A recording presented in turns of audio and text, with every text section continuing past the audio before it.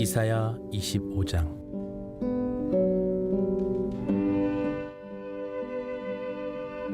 여호와여, 주는 나의 하나님이시라.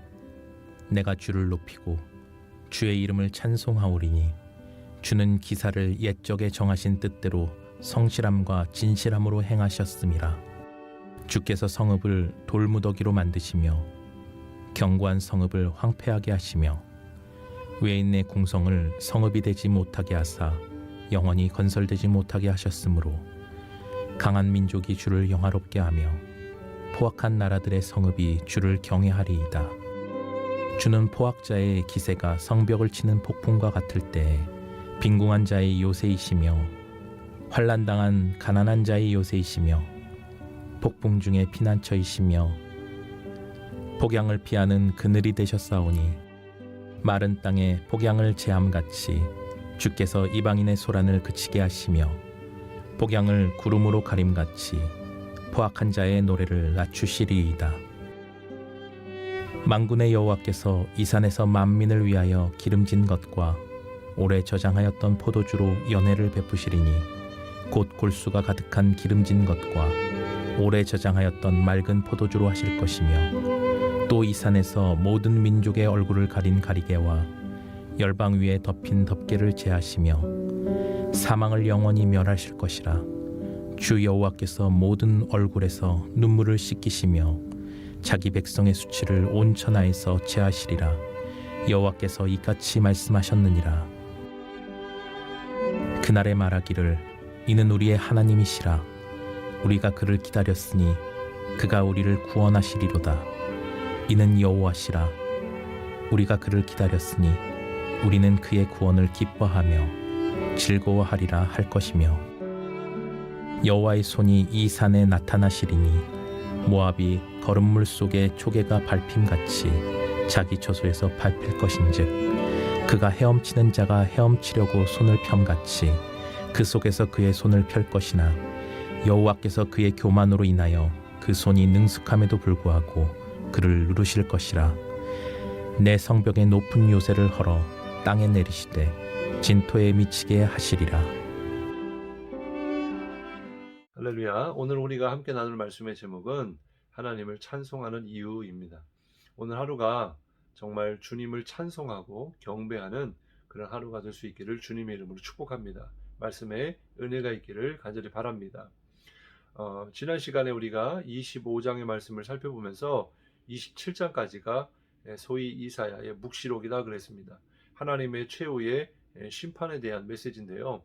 그 가운데 오늘의 말씀은 그 하나님이 우리에게 구원받은 백성들에게는 정말 놀라운 기사를 보여주시고 또 만군의 왕으로 오시는 그 하나님을 찬송하는 그런 말씀이 기록되어 있습니다.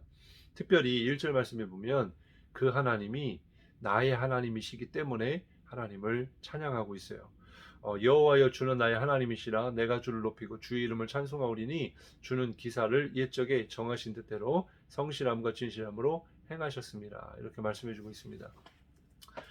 여기서 보면 이사야 선지자는 하나님을 나의 하나님이라 이렇게 고백하고 있어요.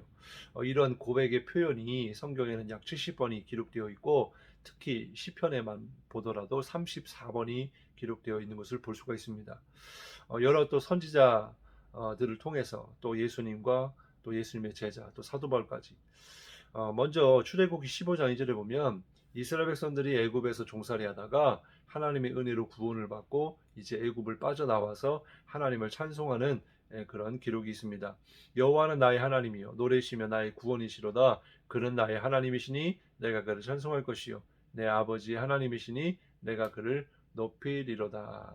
이렇게 말씀해 주고 있습니다. 또한 다윗도 시편 18편에 보면 여호와는 나를 건지시는 이시요 나의 하나님이시로다. 이렇게 말씀해 주고 있고요. 또 예수님도 마태복음 27장 46절에 십자가에 달리셔서 정말 우리의 죄를 담당하시고 철저하게 하나님으로부터 버림받는 그러한 상황, 죽음을 앞에 두고 있는 그 상황에서 하나님을 나의 하나님, 나의 하나님, 엘리엘이 라마 사박다니 나의 하나님, 나의 하나님 어찌하여 나를 버리셨나이까. 그러한 상황에서도 나의 하나님이라고 고백하고 있는 것을 우리가 보게 됩니다.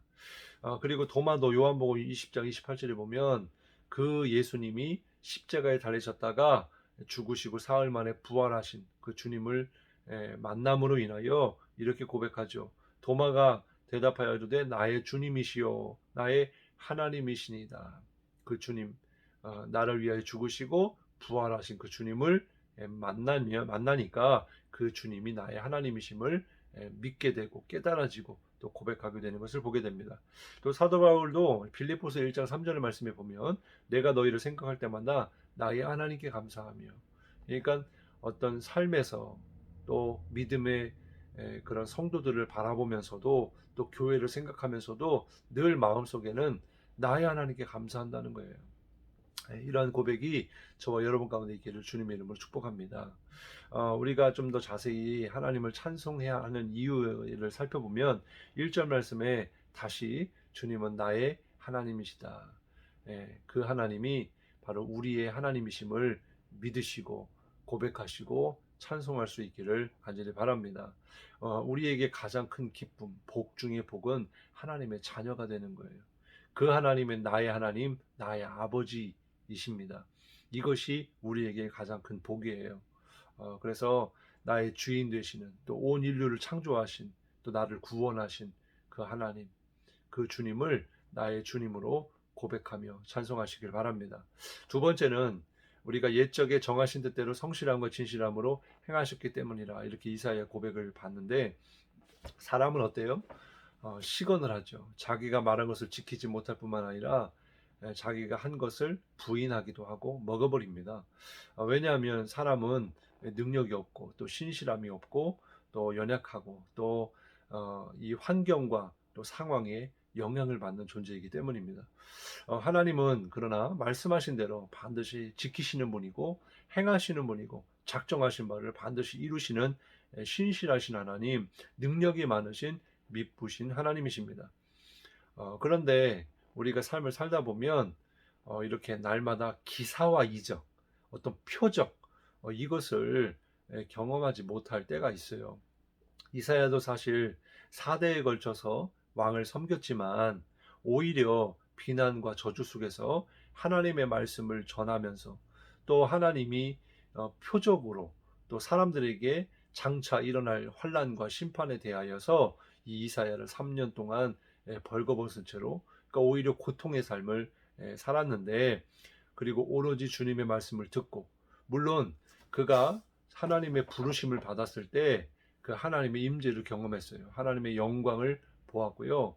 그 영광의 임재가 그 공간 안에, 성전 안에 가득 차 있는 것을 보았습니다. 그리고 그 하나님 앞에 나를 보내소서, 나를 사용하소서, 이렇게 고백을 하죠. 그런데 이런 하나님의 임재와 영광뿐만 아니라 우리 삶의 문제, 그 삶의 문제가 해결이 되어지고 또 뭔가 하나님의 역사하심이 실제로 나타난다면 얼마나 좋겠어요. 근데 우리가 기억해야 될 것은 정말 우리가 어떤 그 표적을 본다는 것, 기적을 본다는 것, 거기에다가 모든 것이 집중되어서는 안 됩니다. 그것은 말 그대로 표적 사인이에요. 하나님을 볼 수 있어야 되고 하나님의 행하시는 일들을 볼 수 있어야 되고 하나님의 뜻을 깨달을 수가 있어야 됩니다. 그래서 사실은 꼭 표적을 봐야만 믿는다. 뭔가 기적을 보여줘야만 믿는다. 그것은 예수님을 따랐던, 소문을 듣고 따랐던, 자기들의 필요를 채우려고 따랐던 무리들과 다를 바가 없습니다. 그러나 중요한 것은 우리의 믿음의 삶에도 반드시 하나님 역사하신다는 거예요. 기도에 응답하신다는 거예요. 그러니 그러한 믿음이 단순히 보고 안 보고 또 기적을 하나님께서 크게 베풀어 주시지 않는다 하더라도 정말 주님은 살아계시고 역사하시는 하나님이심을 믿고 고백할 수 있는, 그래서 그분을 찬송할 수 있기를 주님 이름으로 축복합니다. 그래서 4절 말씀에 보면 하나님이 포악자들부터 보장하시고 피난처가 되어주시고 그늘이 되어주시기 때문에 여호와를 우리가 찬송할 수 있습니다. 그 하나님이 어떤 하나님이십니까? 강한 민족이 하나님을 영화롭게 하며 포악한 나라의 성읍들이 그분을 경외해야 한다, 이렇게 말씀해주고 있는데, 이스라엘로 인해서 이방 민족까지 하나님을 알고 섬길 것이다 라는 뜻입니다. 세상은요 힘이 없고 연약한 사람들에게는 소망이 없죠. 오히려 양육강식 하는 가운데 정말 강한 자가 살아남고 이긴다. 이것이 우리의 삶의 현실입니다. 그러나 이렇게 연약함이 있고 또 가진 것이 없고 또 이 지위가 천하고 또 여성이라 할지라도 또 연약한 아이라 할지라도 어 그러나 하나님만을 의지하는 그 사람들을 주님이 만군의 여호와 하나님이 보장해 주시고 피난처가 되시고 그늘이 되어 주신다라는 거예요. 다윗은 시편 23편의 고백처럼 목자 되신 그 주님을 의지했다. 자기가 양이라는 거거든요.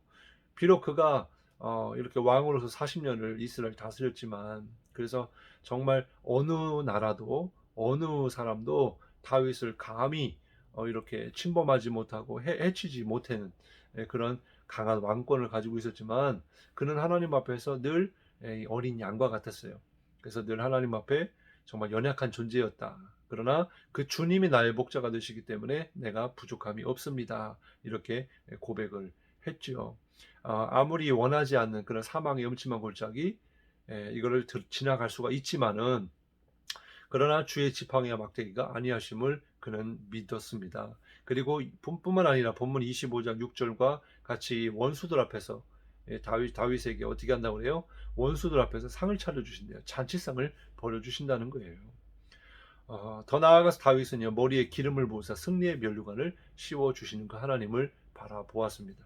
왜냐하면 하나님이 승리자요 왕이요 또 피난처시요 그늘이시기 때문입니다. 여러분의 지금의 삶이 지금 내가 원치 않는 음침한 사망의 골짜기를 지나가고 계십니까? 그 하나님을 의지하십시오. 우리와 함께 하시는 하나님, 피난처가 되신 하나님을 바라보십시오. 그 하나님이 끝내는 그 터널을 통과하게 하시고 빛을 보게 하실 것이고 승리케 하실 줄 믿습니다. 그 하나님을 오히려 내가 지금 고난 중에 있을지라도 하나님을 바라보고 찬송할 수 있기를 바랍니다.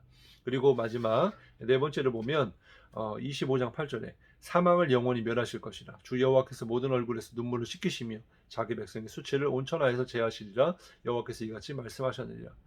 사망을 멸하시겠다. 구원하여 주시겠다라는 말씀을 주고 있습니다. 모든 사람들은요 인생 가운데 반드시 시련을 겪게 되고 고난을 당합니다. 고난을 당하지 않는 곳 유일한 곳이 있다면 무덤일 거예요. 그러나 우리의 인생에 살아있다면 우리의 삶은요 늘 고통일 수밖에 없습니다. 그러나 특히 성도들이 이 세상에서 신앙을 지키기 위해서 더 많은 그런 고난을 당할 수밖에 없게 되지만 주님의 날, 그날이 오면 하나님께서 핍박과 어려움 속에서 신앙을 굳게 지키고 있는 당신의 백성들, 성도들의 모든 눈물을 닦아주신다. 위로해 주신다. 씻어 주신다고 말씀해 주고 있고요. 원수를 반드시 갚아 주십니다. 이는 하나님의 위로가요. 세상에서 흘렸던 모든 눈물과 당했던 모든 고통을 다 잊어버리고도 남을 만큼 오히려 그것이 기쁨이 되어지는 그런 하나님의 위로하심이 있을 거라는 것입니다. 온 천하를 주관하시는 하나님이요 긍휼히 여기시고 또 풍성한 그런 은혜의 어머니와 같이 우리를 그렇게 안아주시고 또 위로해 주시고 격려해 주신다는 거예요.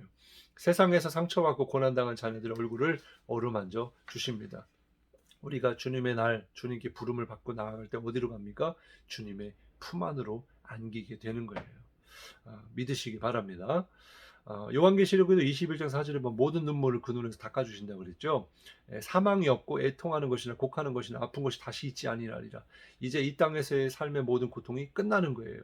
그러니까 여기에서의 삶만 바라보지 마시고 영원한 하나님의 나라, 영원한 평강, 깨지지 않는 평화가 있는 영원한 안식처 하나님의 나라를 소망하며 오늘도 주님만 바라보시길 바랍니다. 하나님의 손이 자녀들에게는 능력의 손이고 위로의 손입니다. 그러나 죄인들에게는 심판의 강한 손이 될 거예요. 25장 10절 여호와의 손이 이 산에서 나타나시리니 모압이 거름물 속에서 초계가 밟힌같이 자기 처소에서 밟힐 것인즉 우리 예수 믿는 자들 우리에게 있어서 하나님은요 구원의 하나님, 위로의 하나님, 능력의 하나님 믿지 않는 자들에게는 심판의 하나님이 되실 것입니다. 오늘도 나의 하나님, 나의 구원자, 또 나의 생명이신 하나님, 나의 복이 되신 하나님, 그 하나님을 찬송하며 경배하는 하루가 되시기를 주님의 이름으로 축복합니다. 기도하겠습니다. 사랑의 하나님 감사합니다. 하나님, 우리가 하나님을 찬송하는 이유에 대해 살펴보았습니다. 그러나 어떤 이유가 있든 없든 정말 하나님은 찬송을 받으시기에 합당하신 유일하신 참 하나님이십니다.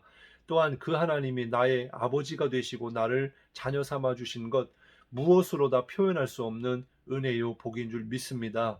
정말 오늘도 새 일을 행하신 하나님을 바라보며 정말 하나님 앞에 찬송하며 경배하는 하루가 되게 하여 주옵소서. 주님은 찬송 가운데 임하시고 찬송하는 가운데 악한 영이 떠나가고 찬송하는 가운데 정말 주님이 기뻐하시는 줄 믿사오니 하나님 우리의 고난과 또 우리의 상황에 또 힘들고 어려운 역경 속에 있더라도 그 하나님 바라보게 하시고 천국을 소망하게 하시고 주님을 찬송케 하여 주옵소서. 감사드리며 예수님 이름으로 간절히 기도드리옵나이다. 아멘.